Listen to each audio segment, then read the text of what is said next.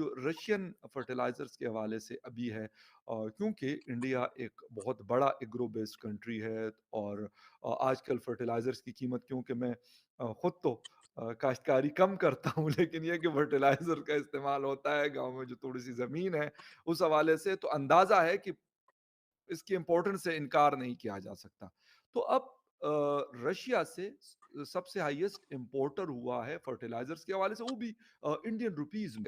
Russian oil का ज़िक्र तो मैं अक्सर कहता हूँ, हम इस पे बहुत सारे शोज़ कर चुके हैं बल्कि बहुत कुछ मुस्लिम्स हैं जो उनको जिम्मेदार ठहराते हैं गुजरात 2002 राइट्स के लिए, मगर उससे पहले गोधरा भी हुआ था और वो भी मेहरबानी थी आपकी बेनजीर भुट्टो साहिबा की, जिन्होंने ये इस तरह की आग कुछ लगा दी, लेकिन उनके बेटे ने एक नई मिसाल कायम कर दी, वो जाकर हिंदुओं के साथ पूजा पाठ कर रहे हैं। इंडिया की में भारत जिस तरह से अपने इंटरेस्ट को आगे रखते हुए फैसले कर रहा है, जिस तरह से विश्व भर में भारत ना ये देख रहा है कि हम कौन सी देश के साथ में अलाइन करते हैं, ना हमारा किसके साथ में व्यवहार है, ना हमारा क्या है, कुछ भी नहीं, सिर्फ और सिर्फ इसीलिए इसी चीज़ को ध्यान में रखते हुए कि भारतीयों का किस में ज़्यादा फायदा होगा।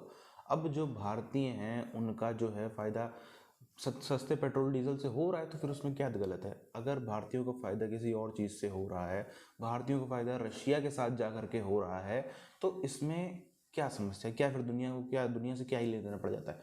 इसीलिए आप देखो काफ़ी सारे प्रोडक्ट्स जो अभी भारत उतना अच्छे से मैन्युफैक्चर नहीं कर पा रहा है, या अभी भारत का और कोई अल्टरनेटिव भी नहीं मिल रहा है, वो अब भी हम लोग चाइना से मंगाते हैं, इसलिए क्योंकि उसके अलावा और कोई बेहतर उससे ऑप्शन है भी नहीं मौजूदा समय में पास।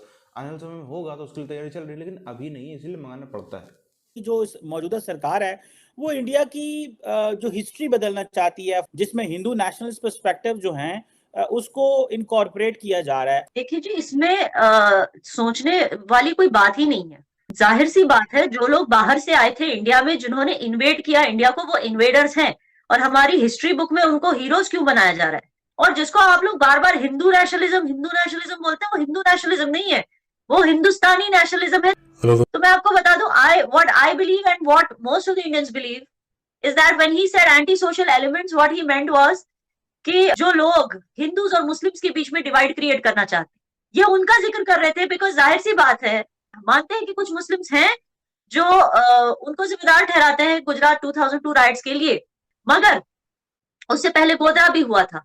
तो इसकी वजह से जो है एंटी सोशल एलिमेंट्स को चुप करा दिया का मतलब ये है कि उन्होंने दिल जीत लिए दोनों साइड्स के, चाहे वो हिंदूज के हो या मुस्लिम्स के हो। आप तो अब हथियार की बात करें, आप कोयले की बात करें, फर्टिलाइजर की बात करें, तीनों ही रशिया से आ रहे हैं और तीनों रुपये पे आ रहे हैं। और देखिए, रुपी जो हमें रुपये में देगा वो तो हमारे लिए बिल्कुल। बेनिफिशियल है ना, तो हम तो उससे लेंगे जो रुपये में लेंगे। हम तो औरों से कहते हैं आप भी दे दो अगर आप प्रोडक्शन कर रहे हो। जैसे मैं तो कई बार आपके चैनल पे अपील कर चुका हूँ, भाई यूएसए से, के सऊदी अरबिया से आप भी रुपयों में तेल दे दीजिए, हम आपसे ले लेंगे। कोई ओके, जरूरी थोड़ी है बिल्कुल। रशिया से लेना। जो रुपये में देगा एग्ज़ैक्टली। बेनिफिशियल है, फॉरेन एक्सचेंज बचता है। देखिए, अगर आप अभी देखें, India is walking a fine diplomatic tight रोप, क्योंकि आप रशिया के साथ भी डीलिंग कर रहे हो, अपना ट्रेड जी, बढ़ा, अमेरिका के साथ भी डीलिंग कर रहे हो, जी। आप मालाबार एक्सरसाइज भी कर रहे हो जो सबसे बिल बड़ी होगी अभी, एग्ज़ैक्टली। राइट? तो ये सारी चीजें फखर भाई चल रही है। देखो, इट इज नॉट ईदर और, ये या वो भी, वो भी सवाल ये है। हुँ, और ये ऐसे करे जो कॉन्फ्लिक्ट है, रशिया ने जहां जहां हमें जो जो चाहिए था उनसे उन्होंने दिया, रशिया ने अपना पूरा वायदा निभाया। ऑस्ट्रेलिया की कल पार्लियामेंट में जो इंडिया का एफटीए था वो पार्लियामेंट ने अप्रूव कर दिया ना। FTA with India is legal with Australia, और उससे हमें बहुत फायदा हुआ। Australia is the second biggest producer of gold and rare earths like mica, like silver और लिथियम, जो हमें चाहिए, जो हमें बहुत चाहिए होता है। जी, जी। तो ये एक हमने एक वहां से वो अपना स्ट्रीमलाइन कर दिया। रेयर अर्थ्स में ऑस्ट्रेलिया का बहुत बड़ा मार्केट है, और Australia does not want to deal with China. Australia China से डील नहीं करना चाहता था। चाइना ने अपने वॉर पुलिस को बुलाया, आईफ़ोन उसने वाले उसमें हाँ प्रोडक्शन बहुत प्लांट में। सुना था। हाँ, बहुत हंगामा हुआ, आगजनी हुई, कुछ लोग भी मरे, पता नहीं चाइना में से तो कुछ खबर निकलती नहीं, पर वीडियो वीडियो कुछ मैंने भी देखे थे, बहुत वो हुआ था। जी। यहाँ से चाइना की यूएस से जो डिकपलिंग है, इसको होने में टाइम लगेगा। जहां से वहां से डिकपलिंग हो रही है, यहाँ से रिकपलिंग की जाए ना। ये थोड़ी कि हुँ, जब हुँ, ये हुँ। खत्म हुआ तब ये शुरू करेंगे। जी। ये ऐसे गियर, जैसे ही ऐसे से गियर हट रहा तो कहीं और फंसेगा ना। हुँ, पहले ऐसे था, ऐसे हटता जा रहा तो यहाँ कहीं और फंसता जाएगा। जी। वो अपने रास्ते में अपने रास्ते, बिल्कुल अमेरिका से आइडेंटिकल है, जिसमें उन्होंने कहा था India is our friend and ally up to 2030, यानी कि 2030 तक मैक्रोन साहब की गवर्नमेंट रहे या ना रहे, इंडिया और फ्रांस की स्ट्रेटेजिक टाई अप व्हिच जी। Includes building weapon system jointly will be there. जी। तो ये चीजें तो कहीं ना कहीं आके मतलब आ ही रही है हमारे उस पे। तो फ्रांस की बात करो, फ्रांस क्या, फ्रांस यूरोपियन यूनियन में एक ही न्यूक्लियर पावर है। जर्मनी के पास कुछ पुराने न्यूक्लियर बॉम्ब रखे अमेरिका के देव, और एक आउटडेटेड फ्लीट रखी है उनको डिलीवर करने के लिए। हमारे कॉन्टिनेंट में फ्लैश पॉइंट्स का, इंडिया पाकिस्तान, इंडिया चाइना, ये फ्लैश पॉइंट्स है, राइट। हमारे तो दोनों तरह से फ्लैश पॉइंट है, पर मुझे लगता नहीं है इंडिया पाकिस्तान की जंग होगी। वो प्रैक्टिकली वायबल जंग है नहीं, तो वायबल इसलिए नहीं वो है। होगी नहीं, वो होगी जी। नहीं। दिक्कत है जब शी जिनपिंग डेस्परेट होगा तो वो कुछ ना कुछ करेगा, वो लड़ेगा नहीं पर लड़ाई जैसी सिचुएशन जरूर क्रिएट कर सकता है, गलवान जैसी सिचुएशन, ताइवान जैसी सिचुएशन, क्योंकि शी जिनपिंग लड़ेगा नहीं। ओके। बट अगर वो ज्यादा डेस्परेट हुआ तो कुछ भी कर सकता है। आप चाइना के अगर आप आज देखें फखर भाई, रोज एक न एक समाचार आता है। चाइना ऐसा, अगर आप रेत को ऐसे हाथ में पकड़ लो, को टाइट करो, जितना टाइट करो उतनी रेत निकलती जाएगी। बिल्कुल। रोज चाइना का एक एक न्यूज आती जा रही है। अब जी। जो लेटेस्ट आजकल खबर आई है वो ये है कि जो 1.3 ट्रिलियन का इन्होंने लोन लिया था बुलेट ट्रेन के लिए, there is a strong possibility, I can not confirm right now, okay. There is a strong possibility they might default on that. देखिए, वहां पे करीब 2 लाख लोग काम करते हैं। जब यहाँ कुछ लॉकडाउन वॉकडाउन की खबर आई, 1 लाख लोग तो इधर उधर कूद फांद के भाग गए। कुछ 40 50 60 हजार लोग दीवार दीवार कूद के भाग गए, बिना मतलब ना, बिना जूते चप्पल लिटरली। ओके। अब वहां जो लोग बैठे, मैंने कुछ फोटो देखी जो मेरे पास कहीं से आई थी, वहां पे कचरे और कबाड़ के ढेर लगे, इतना सारी फैक्ट्री बंद है। क्योंकि हो क्या रहा है, फैक्ट्री में काम नहीं, फैक्ट्री को चलाने का पैसा नहीं है, वहां जी। कर दिया, यहाँ हो गया कोविड, सबको बंद कर दो। कोविड में बंद करते करते हो गए 14 दिन। अब उन्हें कहते तनख्वाह, कह रहा तनख्वाह है नहीं, खाना खाना खत्म हो रहा है वहां पे, वेजेस है नहीं, तनख्वाह नहीं, तो कह रहे यार हमें जेल में क्यों बंद कर रखा है। कह रहा नहीं नहीं, जीरो कोविड। गोंगसू में प्रोटेस्ट हुए। आज हुआ क्या, आज रात को सुबह 3 साढ़े 3 बजे रात को सारे निकले और हल्ला कर दिया। इतना हल्ला हुआ, आगजनी हुई, पुलिस, राइट पुलिस को बुलाना पड़ा, फायर कैनन फायरिंग भी हुई है, राइट पुलिस को भी टीयर गया, सब यूज किया गया। अब कितने जख्मी है, कितने मरे, इसका नंबर तो देखो फखर भाई निकलता नहीं नहीं है। पता किसी को। पर देखिए, नियर फ्यूचर जो मुझे अभी सबसे बड़ा खतरा लग रहा है वो है कि जिस हिसाब से China slipping down the slope. China okay. Slipping down the slope एक बहुत बड़ा दुनिया को झटका लेगा, पर वो ऐसे जैसे फाइटर एयरक्राफ्ट है ना फखर भाई, वो पहले यूं गिरता है फिर यहाँ से उठता है। दुनिया की इकोनॉमी उठेगी, और अगर अब की बार उठेगी, अगर चाइना उसमें नहीं होगा तो स्टेबल रहेगी। अगर चाइना आने वाले टाइम में टूटता है 3 4 कंट्रियों में, और भगवान करे वो डेमोक्रेटिक कंट्रियां हो, रशिया ये नहीं चाहता कि मैं अपना एलॉन मस्क को बेच के आपकी ऑटोमोबाइल इंडस्ट्री को उड़ा दूं, चाइना की पूरी मंशा थी। एक ये दोनों में बहुत बड़ा फर्क है, चाहे कि कहने को दोनों कम्युनिस्ट है, पर बहुत बड़ा फर्क है इन दोनों में। और अगर चाइना टूटेगा तो वर्ल्ड इकोनॉमी को फर्क तो पड़ेगा ही पड़ेगा, but ultimately economy will rise और वो अच्छा होगा। मैं आपको बताऊं, वो लॉन्ग रन दुनिया की पीस और प्रॉस्पेरिटी के लिए अच्छा होगा।